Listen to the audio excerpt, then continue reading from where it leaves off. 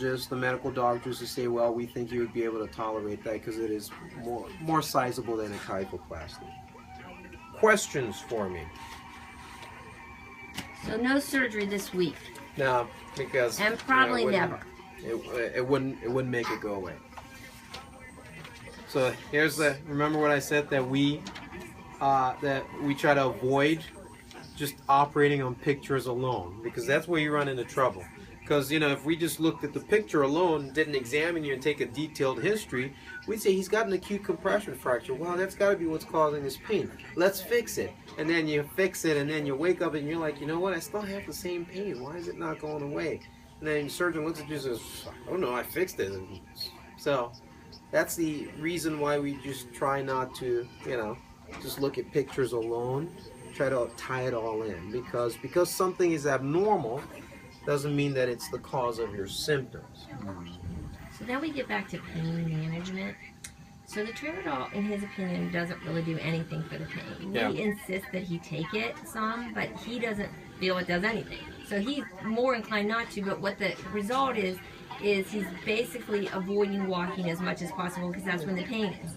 So, like I said, well, could we, I know he's 86, but like, when do you talk about like a fentanyl patch or something? Let's ask the pain management doctors to come by and see him while he's here in the hospital, and they'll have a better understanding. That's what Dr. Engel is. Yes, but so normally, he's a rehab pain guy who does so let's now intervention. Get the Well, let's ask the anesthesia pain guys what medication would be best for someone in his age. Right, perfect. because Engel's not an anesthesia pain; Perfect. he's a rehab interventional pain guy. So that would be my recommendation: is we'll ask the experts, the guys who the anesthesia pain one guys. question. In 2009, I had the hip hurt, and I got 2 epidural shots, and it went away.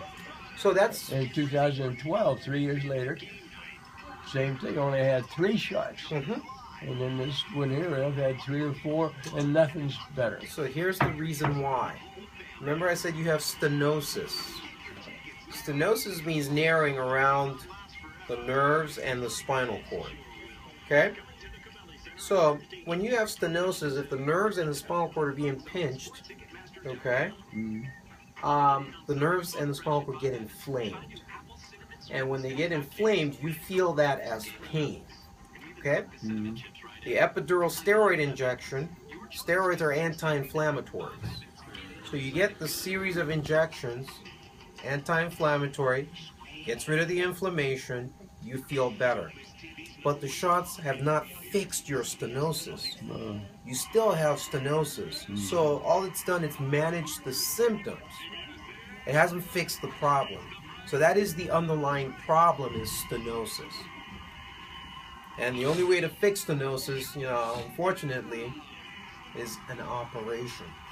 So you can manage the symptoms as best you can, but after a while, what you do to manage the symptoms might not work as well anymore, or they might just stop working completely, which is, what probably has transpired. What they've done for me, or Amy's done whatever, they made a platform walker out of my walker.